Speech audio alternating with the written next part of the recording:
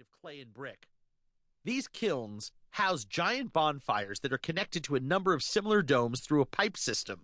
Saunas vary in temperature from, damn, that's pretty hot, to holy crap, I think my face is melting hot.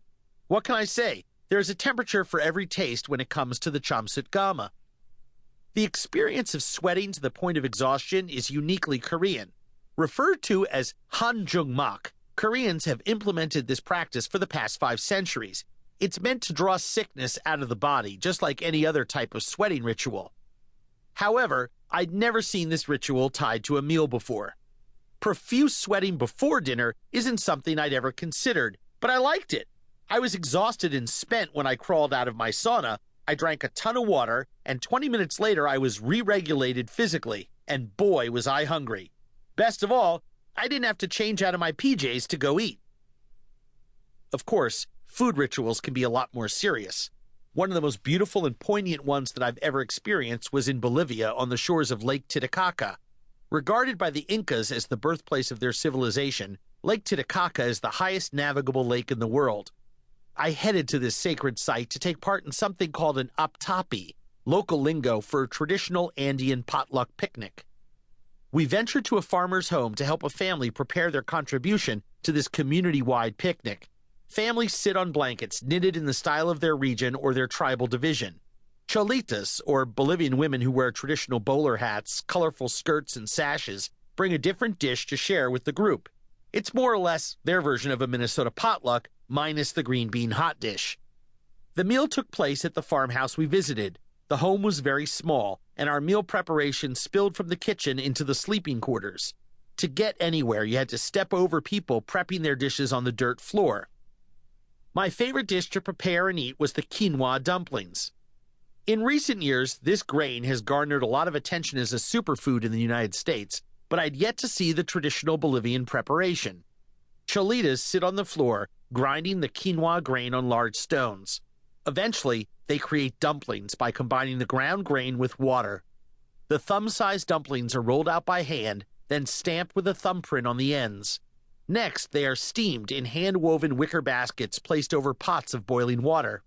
The sweet, nutty flavor reminded me of an earthy bran flake and served as the perfect accompaniment to the rest of the meal. I especially loved it with the homemade farmer's cheese and pan-broiled llama. Of course, with that many cooks in the kitchen, there was no room to eat inside. We had perfect weather for our aptapi, a 33-degree icy rainstorm, complete with hail, but everyone pressed on. At this traditional meal, the food is eaten off the ground, literally spilled out of the pots onto woven blankets. I first tried Lake Titicaca trout at the aptapi, a freshwater fish that comes from an absolutely pristine body of water, making its meat sweet and pale white. We also had ispis, a snack food of the area's indigenous people.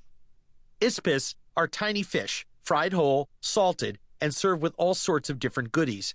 I ate it with steamed root vegetables, dumplings made of ground quinoa, homemade cheese, broiled llama meat, and chuños, putrefied, rotten, steamed black potatoes. We dined on all these goodies al fresco, but I couldn't resist pulling some of the fish out of the frying pan in the cooking hut. Delish. I guess a word of explanation about chuños is probably in order. Here's a random piece of knowledge to throw into your Jeopardy file. Did you know the potato originated in the Andes? It's true, although we rarely see Bolivian potatoes in our produce sections. Bolivia's Altiplano region, the high area above La Paz at the foothills of the Andes, is known for its perfect potato-growing climate. However, given its high altitude, most nights dip below freezing, even in summer. When it's especially chilly, farmers will actually freeze-dry their potatoes. Eventually, these tubers are rehydrated in soups or through steaming, and the end result is fairly edible. Chuños, however, are a different ball of wax. Farmers spread out these potatoes on the hillsides that face the sun. At night, they freeze. During the day, they defrost. After nearly a week of this cycle, the potatoes rot and turn black. Trapped in their frozen, dried phase, they can last for as long as 25 years. And trust me, every single one I ate tasted like it. Just before I headed to the aptapi, I spent time with another farmer who showed me part of the chuño making process. Stomping on a pile of them with your feet was certainly the most fun. It's actually less of a stomp and more of a rolling technique used to slip the skins off the rotting potatoes.